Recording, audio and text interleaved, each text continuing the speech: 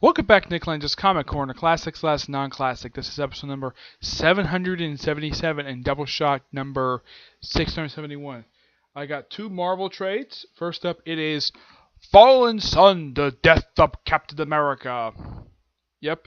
This was a 5-issue limited series written by Jeff Loeb and various different artists. Yeah, there's like every issue's got a different artist. And it's all about the 5 stages of grief. Denial, anger, bargaining, depression, acceptance. The first issue was done by Leno Yu, great artist. Issue 2 was done by Ed McGuinness. Met the guy, very nice guy. The guy's fantastic artwork.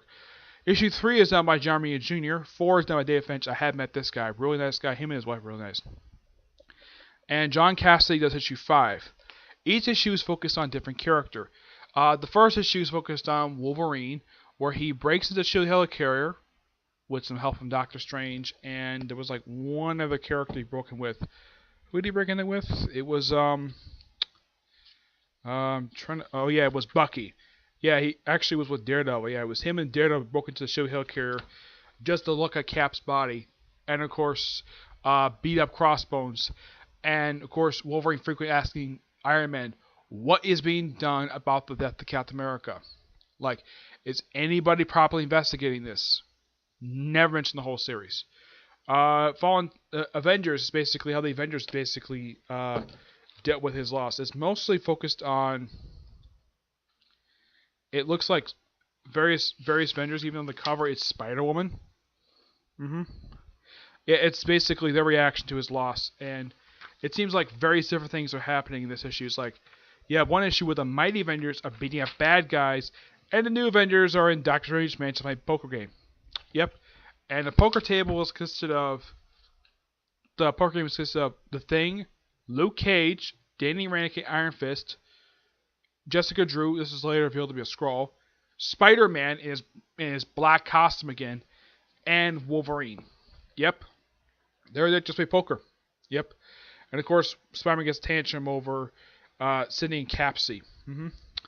Issue 3 is all about the Hawkeyes. Yep. Clint and Kate. Of course, Clint, and from Clint's perspective, this is probably like not long after he was brought back to Scarlet Witch thanks to House of M. And apparently he knows how to do this. Like, it's Hawkeye. Avengers Priority 191. Username Trickshot. Password Purple Man. I'm like, seriously? Trickshot? Is that... Yeah, it's a nod to one of his mentors. Yeah, he had 2 mentors. A guy called Trickshot who got killed off in the first issue of Hawkeye Blinds, what means first appearance in Solo Avengers #1. Partman, obviously, to the Partman villain. Yeah, it turns out, yep, it is really him. And, of course, he gets knocked out, and, of course, he has to be Captain America for 1 issue. Yep. He poses Captain America for this 1 issue, and he takes out, like, Raging Fist, and, of course, he gets a chance to meet Kate Bishop for the first time, and Kate tells him that he was given the identity of Hawkeye and the bow from the original Captain America. And he has no really big problem with this, though he does briefly take away the bow in the Young Avengers Presents series. So he gives me Captain America 1 issue. Denial is all about Peter Parker. He also has a brief fight with the Rhino. Yeah. Over the fact that he just happened to be there. And why is he there? Visiting his mother's grave. I'm like, so you start a fight with a Rhino just because he's at the cemetery, and it turns out the reason why he's there because, well, his mother's buried there. Okay. And of course, it's flashbacks of when Captain America fought the Hulk, and of course Wolverine is there. There's also a flashback to Amazing Spider-Man number 121, where Green Goblin, aka Norman Osborn, killed Gwen Stacy, though Spider-Man has blamed himself for that death for years. The final issue is focused on Iron Man, which basically has Cap's funeral, and apparently, for some reason, because of the fact that the New Avengers are wanted by the law, they couldn't attend his funeral. I'm like, seriously? You couldn't call a truce for this 1 day?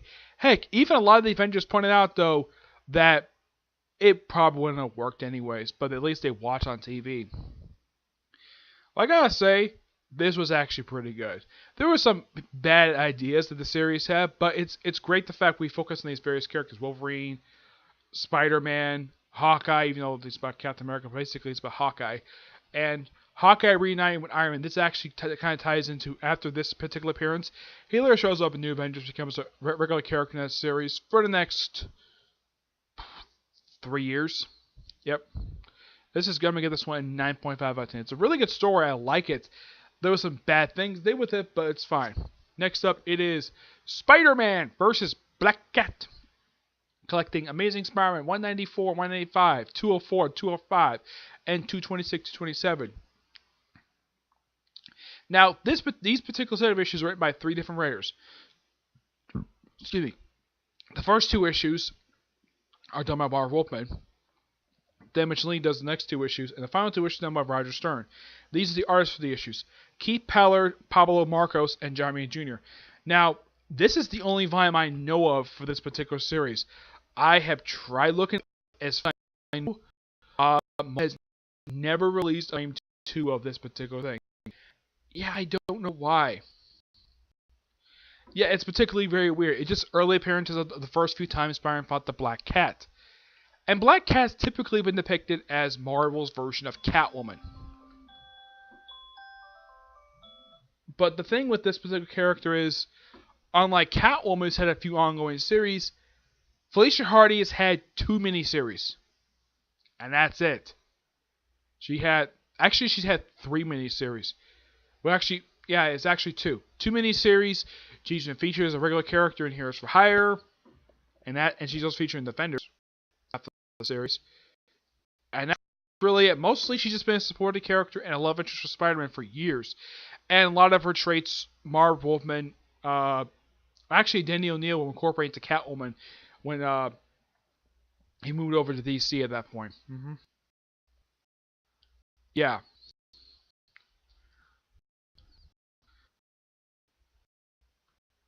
Just looking up here on Amazon to see if there's any other volume was released.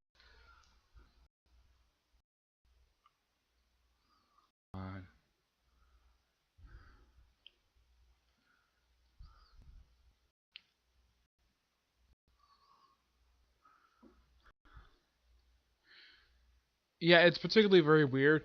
Now, the horror appearances have been collected, but just the first 6 appearances is a little weird. For the Amazing Spider-Man issues for 94 and 95, that's actually part of an actual storyline that leads into 200, which has the return of the Burglar for the first time since Amazing Fans 15. Also features the return of Mysterio, the apparent death of Aunt May. Yep. Really a very, very good set of issues. It's just that, too bad for this, just focus on Black Cat, which is fine. I have no problem with that. But it's weird, though, the fact that they call this Volume 1, and this is the only volume Marvel released. As far as I know, there's never been a release. This doesn't work properly.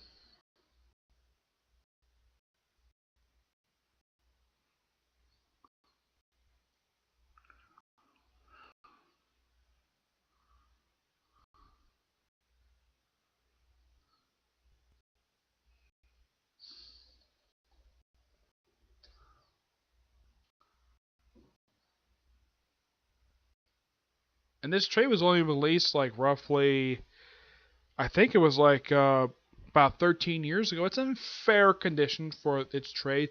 The issues themselves are a lot older, like pretty like about 30 years old a piece. Yeah.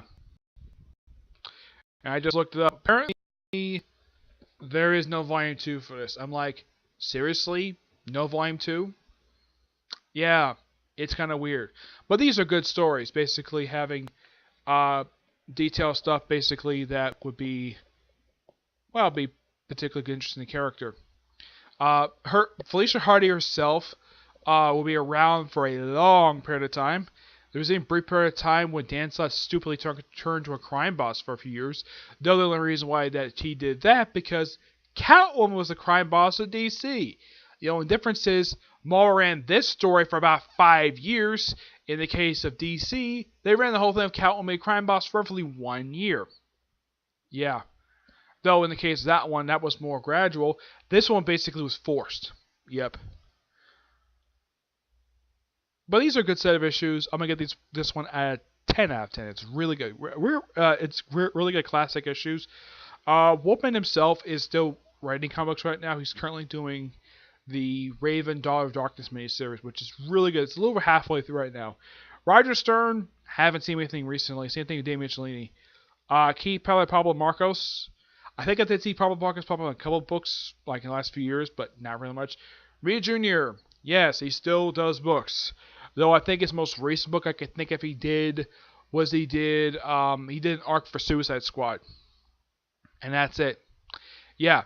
At DC, he's only done very few things because he spent a majority of his career at Marvel. Yeah, he did stuff for, well, he did the first arc for All-Star Batman. He did arc for Suicide Squad. And I think that was it. Yeah, his DC career is basically very minimal. Because, like I said, he has spent a majority of his career at Marvel Comics. Yep. But yeah, that's really it for this particular episode. Stay tuned for next episode. Excuse me, which is going to be episode number 778. And Doubleshot number 672. Okay? But see you next episode. Bye.